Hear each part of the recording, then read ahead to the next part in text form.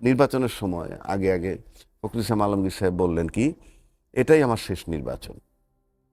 কয়দিন আগে বলছেন এবারের কাউন্সিলের পর উনি অবসর যাবেন।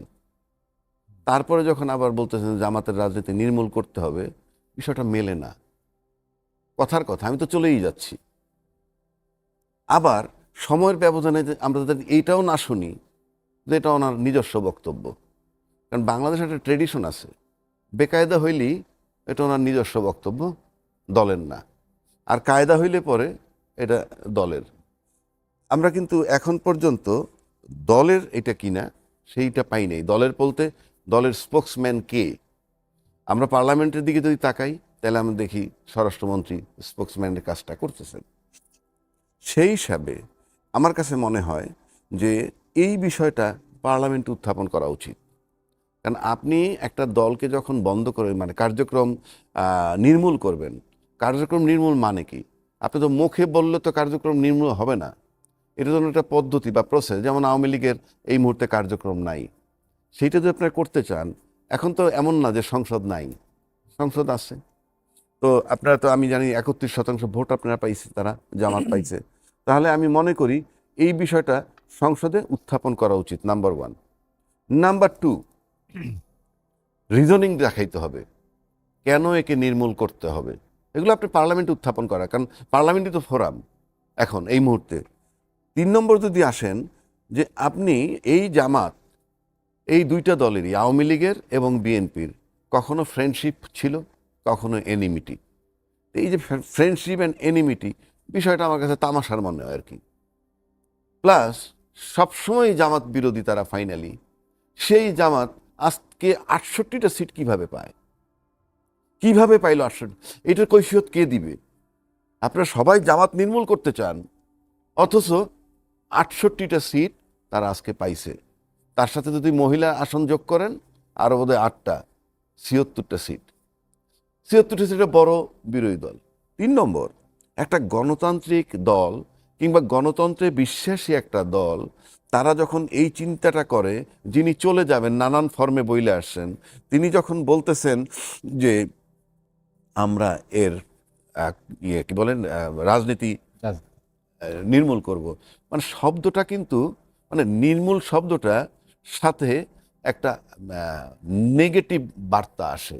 একটা হইলো যে আমরা তার কার্যক্রম নিষিদ্ধ করব, কিংবা তার কার্যক্রম আমরা চাই না, সে স্বাধীনতা বিরোধী শক্তি, ইত্যাদি ইত্যাদি।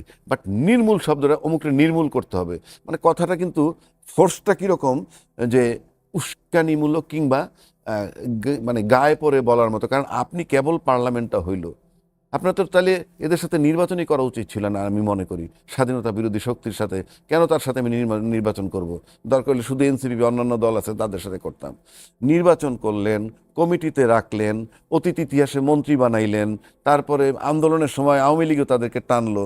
সেই অবস্থায় এসে আপনি আজকে নির্মূল করতে চান, রিজনিংটা দেন যাতে দেশের লোক অ্যাকসেপ্ট করে।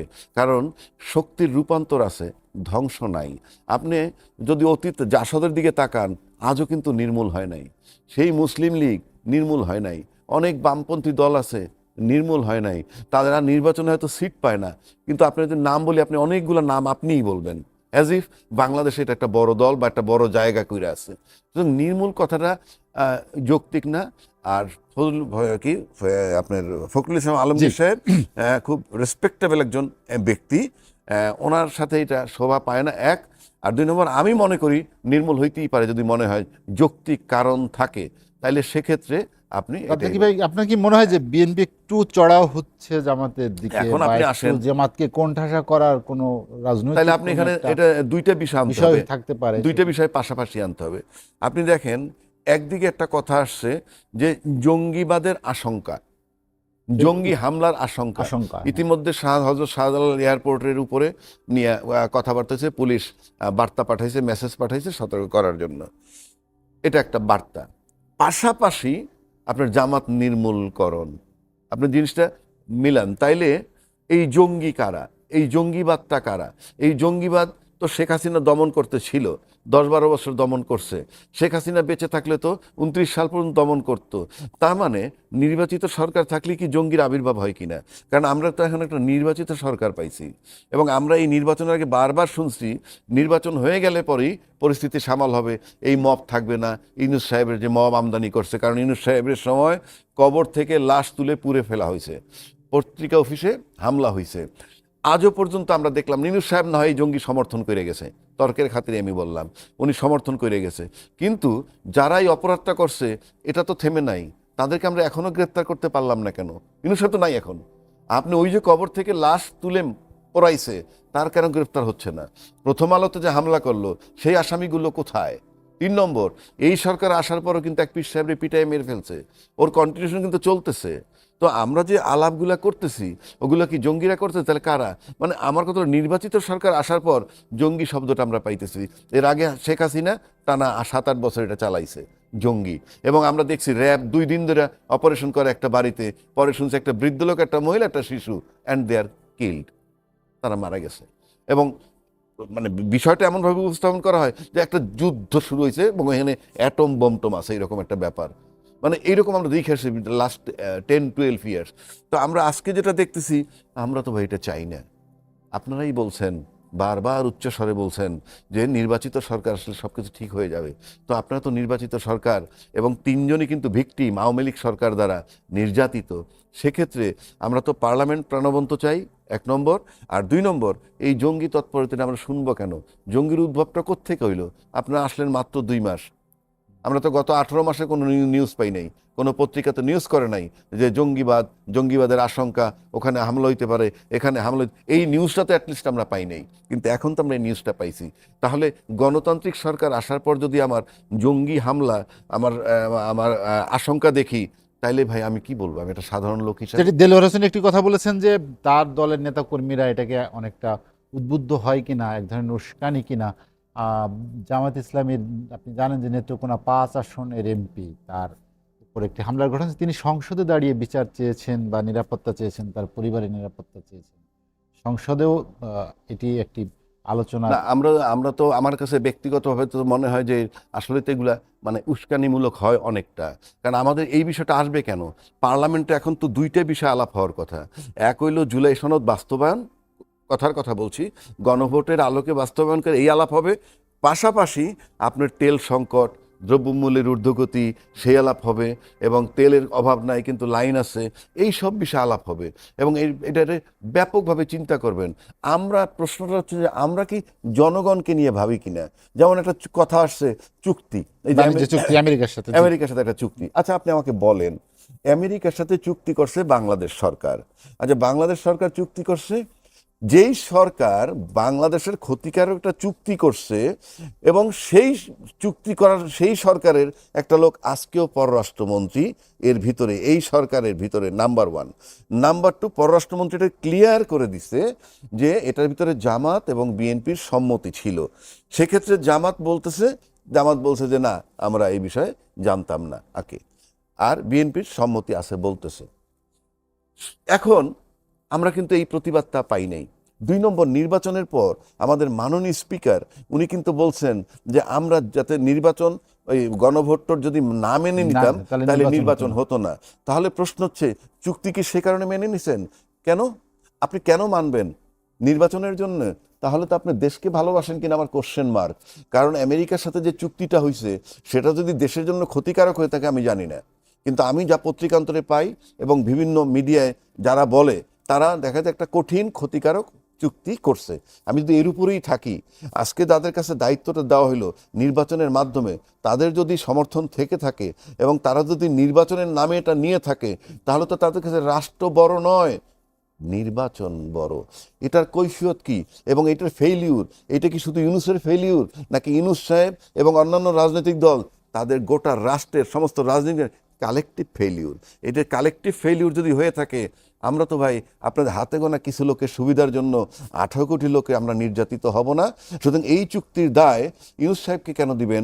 এই নির্বাচিত সরকার যারা আসছে, তখন তারা যদি আপনি ইউনূস সাহেব গেট লস্ট, আমার দরকার নাই আমেরিকার সাথে চুক্তি, আপনি চলে যান, দেশ কি হবে আমরা দেখব, কথার কথা। কই, আমরা তো সেই সাউন্ড পাই নাই। সব নীরবে হয়ে গেছে শুধুমাত্র ক্ষমতায় যাওয়ার জন্যে, এবং সেটা তো আপনারা এখন প্রমাণ করতেছেন স্পিকার সাহেবের বক্তব্য।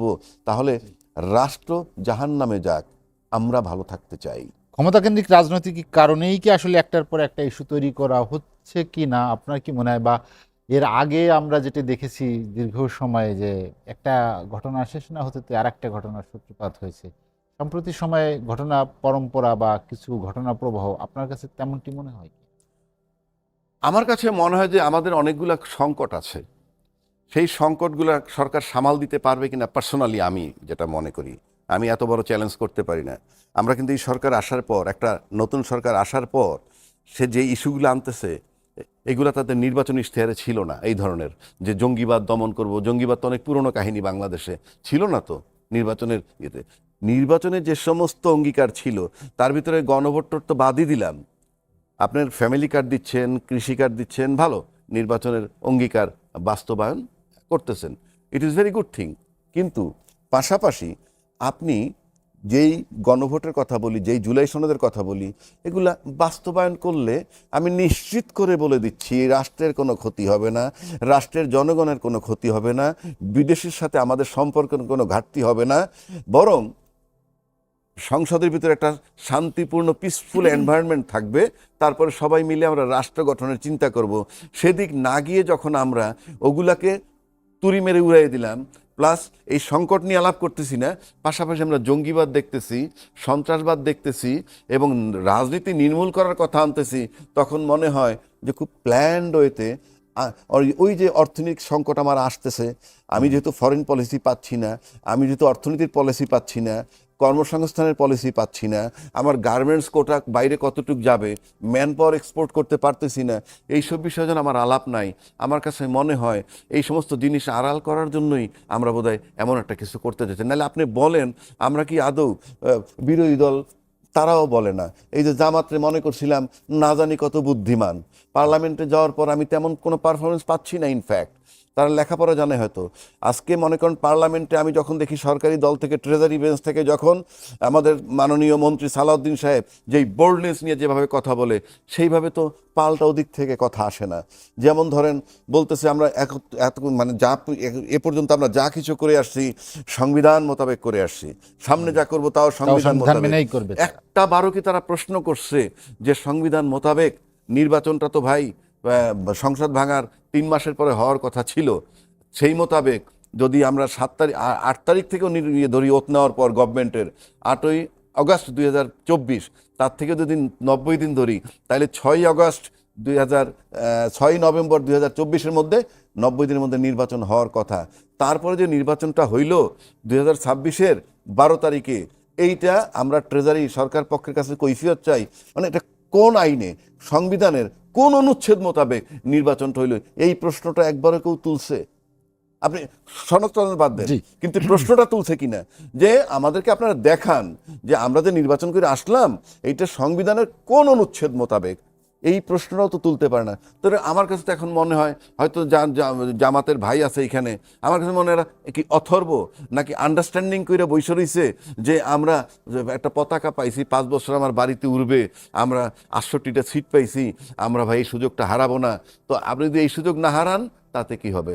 তাতে হয়তো দেখা যাবে দুই পক্ষে একে অপরের চাপে থেকে সংসদ টিকায় রাখতে পারলেও আপনি কিন্তু এইটা টিকায় রাখেন, কিন্তু এরপরে কিন্তু বহির্বিশ্বের সাথে যে আমাদের আলাপ আলোচনা চুক্তি এই বিষয়গুলো আসবে।